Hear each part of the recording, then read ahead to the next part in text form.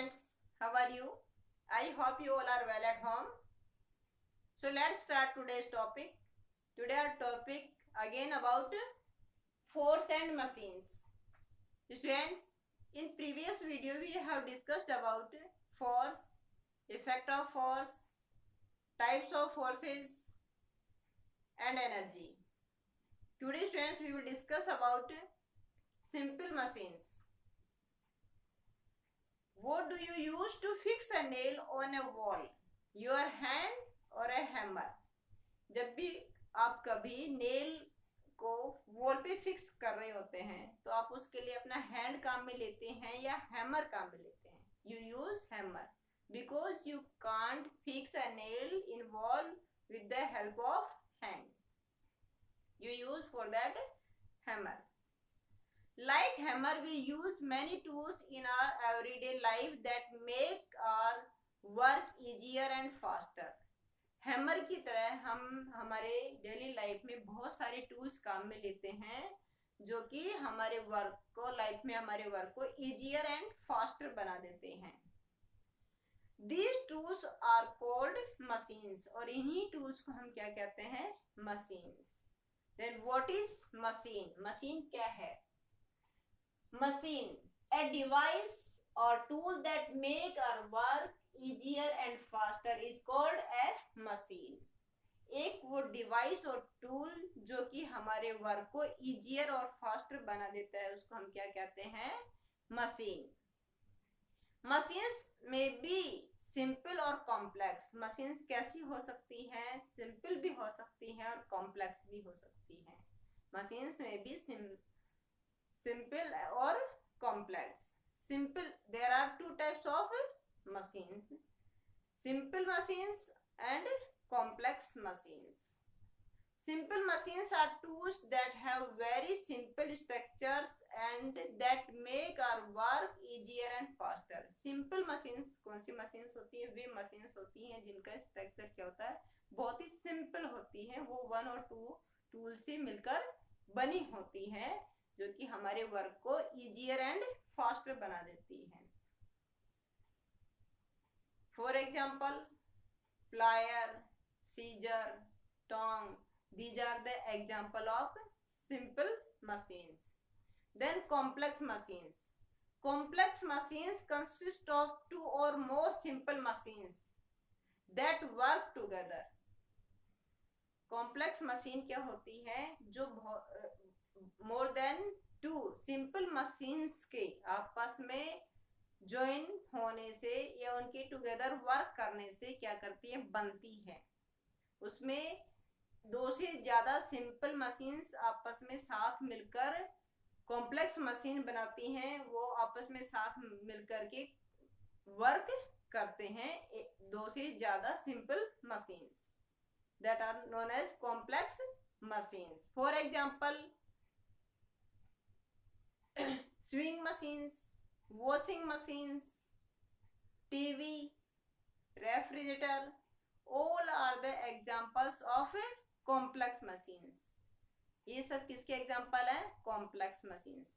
These are consist of using many simple machines. जो कि ये किससे बनते हैं? बहुत सारी सिंपल मशीन्स से मिलकर बनते हैं. इट मीन्स बहुत सारी simple machines together in complex machines में वर्क करती हैं. बहुत सारी सिंपल मशीन्स के आपस में जोड़ने के बाद कॉम्प्लेक्स मशीन्स बनती हैं. It means complex machines have many tools that work together in them. जो कि उनमें एक साथ मिलकर के उनमें काम करते हैं. There are 6 types of simple machines. यहाँ पे सिंपल मशीन्स के कितने टाइप्स हैं? 6. These are lever, wheel and axle, inclined plane, screw, wedge and pulley. These are the examples of simple machine. Then first of all, lever. Lever is a rigid rod that can move freely around a fixed point. Lever क्या है? It is a rigid rod that can freely around a fix point, जो कि एक fix point पे क्या करती है, वो फ्रीली मूव कर सकती है। It consist of 3 parts. Lever कितने पार्ट से मिलकर बनी होती है? It is consist of 3 parts, fulcrum, load and efforts. It means lever के 3 पार्ट्स होते हैं, या लीवर 3 पार्ट से मिलकर बना होता है, fulcrum, load and effort. Fulcrum is the fix point around which the lever moves. Fulcrum वो फिक्स पॉइंट होता है जिस पर कि लीवर क्या करता है, उसके अराउंड मूव करता है। Lord is the object on which work is being done. और लॉर्ड वो पोजीशन है जहां पर कि क्या होता है, वहां से वर्क किया जाता है। जहां पर वर्क होता है उस पार्ट को हम क्या कहते हैं, Lord. It means Lord is the object on which work is being done. जहां से वर्क होता है उस पार्ट को हम क्या कहते हैं, load. Then effort is the force applied on the lever. Effort क्या है, वो फोर्स है, वो पार्ट है जहां पर कि हम क्या करते हैं, एफर्ट्स करते हैं, जहां पे हम फोर्स अप्लाई करते हैं उस काम को करने के लिए। For examples according to your book, see in your book, the man is trying to lift the boulder using a lever. एक मैन है जो कि एक बोल्डर को उठाने के लिए लीवर यूज में ले रहा है, एक रिजिड रोड यूज में ले रहा है, उसको उस हैवी बोल्डर को क्या करने के लिए, लिफ्ट करने के लिए, रोल करने के लिए। Here the boulder is the Lord. काम कहां से हो रहा है, बोल्डर को मूव कर रहे हैं, तो बोल्डर क्या है, Lord. Boulder is Lord.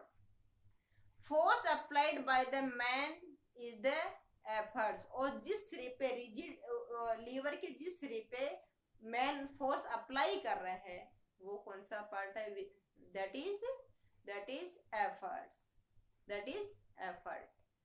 And one place where man is giving support to lever, एक जगह है जहां पर कि मैन उस रोड को क्या कर रहा है, सपोर्ट दे रहा है, जिस पर उस रोड को, उस लीवर को मूव करवा रहा है। that small piece of stone known as fulcrum, that is fulcrum. There are 3 classes of lever on the basis of position of fulcrum, lord and efforts. इस तरीके से लॉर्ड, एफर्ट्स और फल्क्रम की position के according हमने levers को 3 classes में क्या किया है, क्लासिफाइड किया है। उनको 3 क्लासेस में क्लासिफाइड किया है, 3 क्लासेस में उसको डिवाइड किया है। First class lever, second class liver and third class liver according to the position of fulcrum, lord and efforts. First class lever. What is first class lever? First class lever क्या है? In a first class lever, fulcrum is located between the load and the effort. First class lever में क्या होता है, load और effort के बीच में क्या होता है, fulcrum. It means fulcrum is located between the load and effort. fulcrum load और effort के बीच में located होता है, बीच में होता है। A pair of scissors, सीसा, crowbar and plier are example of first class lever. ये सब किसके examples हैं? These are the example of first class lever, like scissors, सीसा, crowbar, plier. These are the example of first class lever. In these machines, in these simple tools, fulcrum lies between load and effort. fulcrum lies between load and effort. fulcrum load और effort के बीच में होता है. So we classified them into first class lever. Then next, second class lever. Second class lever. In second class lever, load is located between the fulcrum and the effort. Class lever में load बीच में होता है, किन के बीच में? Fulcrum और efforts के बीच में लोड होता है। इट मीन्स फर्स्ट क्लास में फल्क्रम बीच में था, सेकंड क्लास में कौन आता है बीच में? Load is located between fulcrum and the effort. Wheelbarrow, nutcracker and bottle opener are examples of second class lever. ये सब किसके एग्जाम्पल्स हैं? सेकंड क्लास लीवर के एग्जाम्पल्स हैं। Then third class lever. In third class liver, effort is located between the load and fulcrum. इसमें effort centre में होता है, जो कि किसके सेंटर में, किसके बीच में होता है? लोड एंड फल्क्रम के बीच में कौन होता है? effort.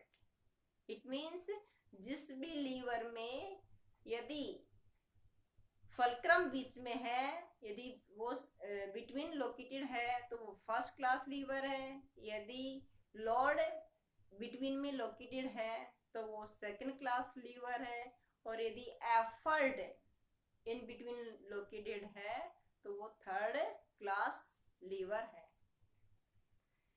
Examples of third class lever are stapler, fishing rod, tongs. These are the example of third class lever. ये किसके एग्जाम्पल हैं? थर्ड क्लास लीवर के एग्जाम्पल हैं। Then next, wheel and axle.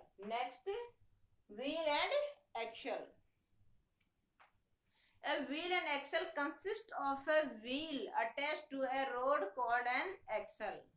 Wheel और एक्सल कैसे बनते हैं? Wheel किससे अटैच? एक रोड से अटैच होती है, जिसको कि क्या कहते हैं? एक्सल। तो a wheel and axle consist of a wheel attached to a rod called an axle. Wheel axle arrangement कब बनता है? जब व्हील्स एक रोड से अटैच्ड होते हैं, उसको उस अरेंजमेंट को हम क्या कहते हैं? Wheel and axle. Rod is axle and tyres are wheel. When the axle is turned, जब एक्सल को टर्न किया जाता है, when axle is turned the wheel also moves. जब एक्सल को हम बीच की रोड को मूव करवाते हैं, उसको टर्न करते हैं, तो उसके साथ साथ व्हील ऑटोमेटिकली क्या करते हैं? मूव करते हैं, because they are attached to the rod, to the axle, क्योंकि वो उस एक्सल से अटैच्ड होते हैं। The steering wheel of a car, screwdriver, swing machines, doorknob, these are the example of wheel and axle arrangement. Wheel and axle, ये किसके example हैं? Wheel and axle के एग्जाम्पल्स हैं। All the vehicles have wheel and axle. सभी vehicles में क्या होता है? Wheel and axle. Then inclined plane. Next is inclined plane.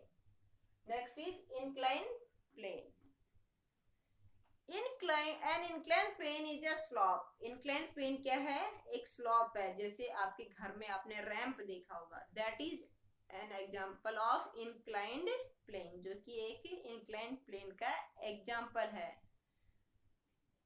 Less effort is needed to move an object up through an inclined plane and in compared to lifting it up straight. Inclined plane में जब किसी heavy load को आप lift करते हो, तो उसमें क्या है? लेस एफर्ट की जरूरत होती है in comparison of when you lift straight. उसको आप क्या करते हो? लिफ्ट अप स्ट्रेट, उसको सीधे वैसे उठाते हो, उसके कंपैरिजन में इंक्लाइंड प्लेन पे हमें क्या करना पड़ता है? लेस एफर्ट करना पड़ता है। It makes our work easier to lift heavy load for some height. कुछ हाइट के लिए लोड को लिफ्ट करने में हमारा वर्क को ये क्या कर देता है? इजी कर देती है। Ramp, staircase, slide and roads in hilly regions are examples of inclined planes. Ramp, staircase, slide, roads in hilly regions are examples of inclined plane. ये सारे किसके एग्जांपल हैं? इंक्लाइंड प्लेन के हैं। It means it has one face lower and other face higher. एक face इसका lower होता है, दूसरा हायर होता है। This is known as inclined plane. Next is wedge. Next is wedge.